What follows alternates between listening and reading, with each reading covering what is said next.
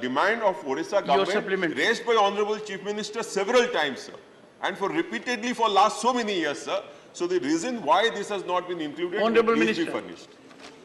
Note Shri Kumar ji को दीजिए note. Honourable minister महोदय, इसकी एक प्रक्रिया है, लेकिन अभी माननीय धर्मेंद्र जी भी अपने एक पूरक प्रश्न के उत्तर में दे रहे थे।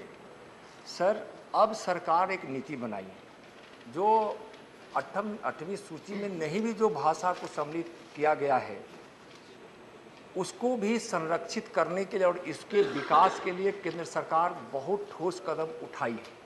और इसका सबसे बड़ा प्रमाण है कि स्थानीय भाषाओं में भी अब भारत की नई शिक्षा पद्धति में पढ़ाई होगी, उच्च शिक्षा की भी पढ़ाई होगी, और जो भी भाषाएं संपोषित रहे, संरक्षित रहे, इसके लिए स्थानीय स्तर पर एकेडमियों से भी, राज्य सरकारों से भी और केंद्र सरकार अपने संस्थानों के माध्यम से भी सारी ऐसी भाषाओं को संपोषित ही नहीं कर रही है, उसका पूर्ण संवर्धन कर रही है।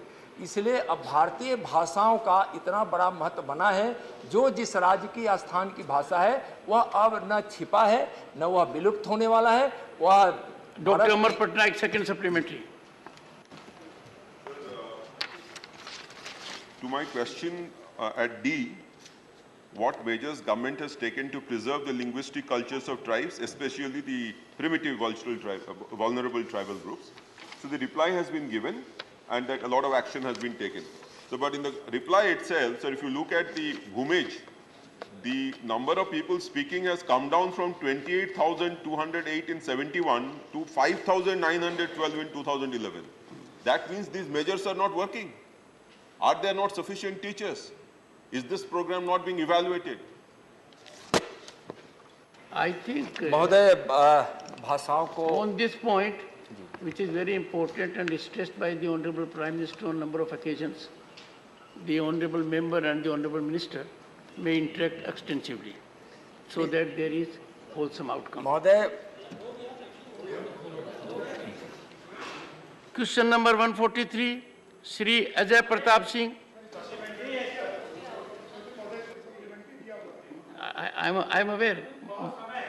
Modi ji, प्रश्न संख्या 143। I have to take note of totality of the situation so that we manage to traverse as much business as possible impactfully. You will get an opportunity. Question number 143, Shri Ajay Pratap Singh. प्रश्न संख्या 143। जवाब पटल पर रखा। Supplementary 1, Shri Ajay Pratap Singh. माननीय सभापति महोदय, मैं राष्ट्रीय राजमार्ग 39 सीधी सिगरौली के संदर्भ में अपनी चिंता व्यक्त करते हुए माननीय मंत्री महोदय से प्रश्न करना चाहता हूं कि यह कार्य वर्ष 2008 में स्वीकृत हुआ है और अभी 2023 तक पूरा नहीं हुआ, 15 वर्ष हो चुके हैं, और इसमें कारण बताया गया है कि भू अधिग्रहण में देरी। तो मैं माननीय मंत्री जी से जानना चाहता हूं कि किस तहसील के किस किस गाँव में अभी तक भू अधिग्रहण शेष है, और भू अधिग्रहण में जो विलम्ब हुआ है उसके लिए क्या माननीय मंत्री महोदय राज्य सरकार के अधिकारियों को जिम्मेदारी ठहराने के लिए राज्य सरकार को लिखेंगे? Honorable Minister.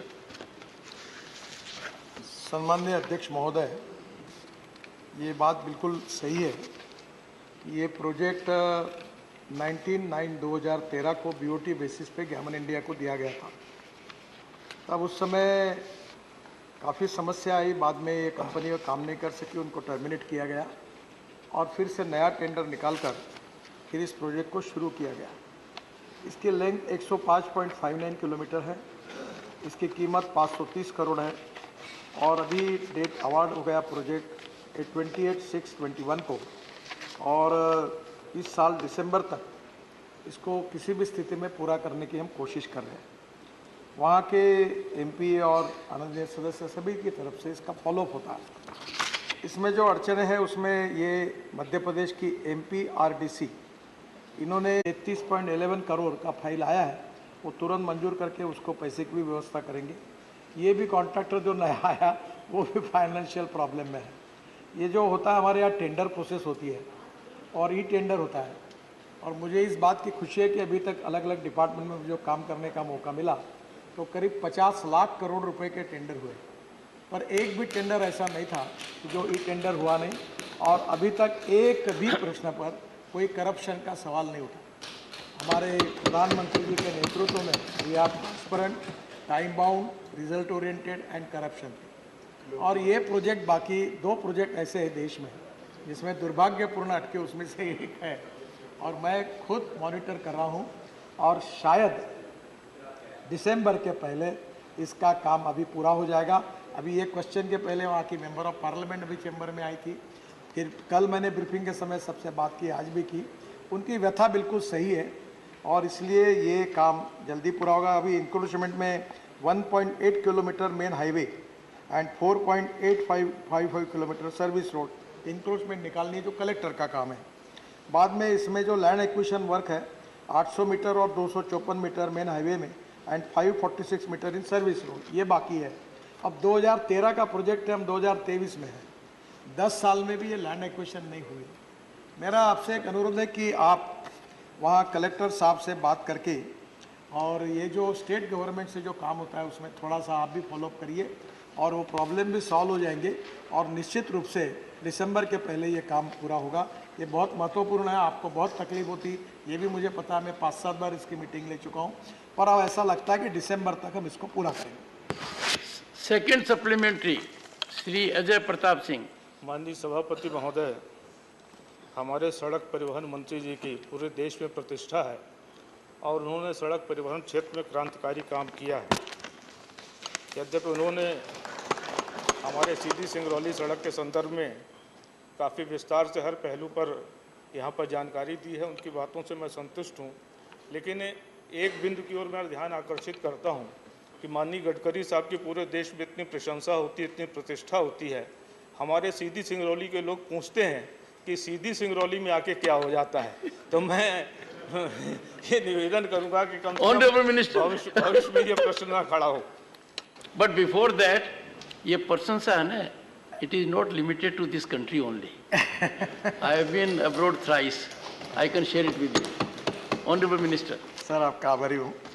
अध्यक्ष महाराज ये बात कह रही है सही है, मुझे भी बड़ा इसका जवाब देते समय गिल्टी कॉन्शियस महसूस हो रहा है। देश में मुंबई टू गोवा और ये जो सीधी सिंगरौली, इसके ऊपर किताब लिखी जा सकती है अध्यक्ष महाराज। पहले एक आया था जब बीओटी में अटका था, तो कोल इंडिया से पैसे मांगकर कुछ रोड को करने की बात आई, फिर वो कोल इंडिया के प्रस्ताव आए। सर, ये दुर्भाग्यपूर्ण है, इसके अलावा मेरे पास कोई जवाब नहीं। पहली पार्टी फेल हो गई, वो एनसीएलटी में चली गई, उसको टर्मिनेट किया तो कोर्ट में गई, कोर्ट स्टे दिया तो अवार्ड नहीं हो पाए, फिर अवार्ड किया तो दूसरी पार्टी आई, वो भी अच्छी नहीं निकली।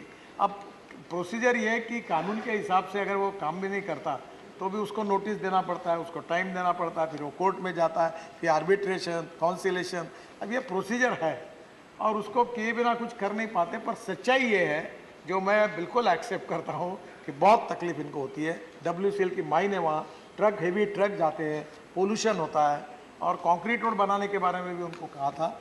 अब वो कॉन्ट्रैक्टर से कल मैंने बात की है, और मुझे लगता है कि उसको अभी 33 करोड़ रुपए देंगे, उससे उसका वर्किंग कैपिटल का प्रॉब्लम सॉल्व होगा। और आप इतने दिन आपने हिम्मत से इसका मुकाबला किया, दिसंबर ये 99% अब रोड पूरा हो जाएगा। श्री अरुण सिंह जी। मैं माननीय मंत्री जी से जानना चाहूँगा कि करीब 6 साल पहले प्रयागराज से होते हुए मिर्ज़ापुर और सिंगरौली के एक नेशनल हाईवे की घोषणा किया था, और अभी तक उस पर काम शुरू नहीं हुआ। कब शुरू होगा और कब पूरा होगा? क्योंकि इसके माध्यम से दूरी भी कम होगी और लोगों को, सैकड़ों गाँव के लोगों को राहत भी मिलेगी। Honourable minister. सम्माननीय अध्यक्ष महोदय, अभी जो नेशनल हाईवे को नंबर मिला है उसी के ऊपर हम काम कर सकते हैं, और वो भी खर्चा काफ़ी बड़ा है। अब भारतमाला 2 का भी अप्रूवल अभी वेटिंग में है, और जब तक इस रोड को हम नंबर नहीं दे पाएंगे तब तक इस पर खर्चा नहीं कर पाएंगे। तो थोड़ी सी समस्या है। हम लोग अभी आज तो इसके ऊपर कोई मार्ग निकाल नहीं सकते, पर जब भी हमें कई अवसर मिलेगा तो इस रोड को हम प्राधान्य से करने की कोशिश करेंगे।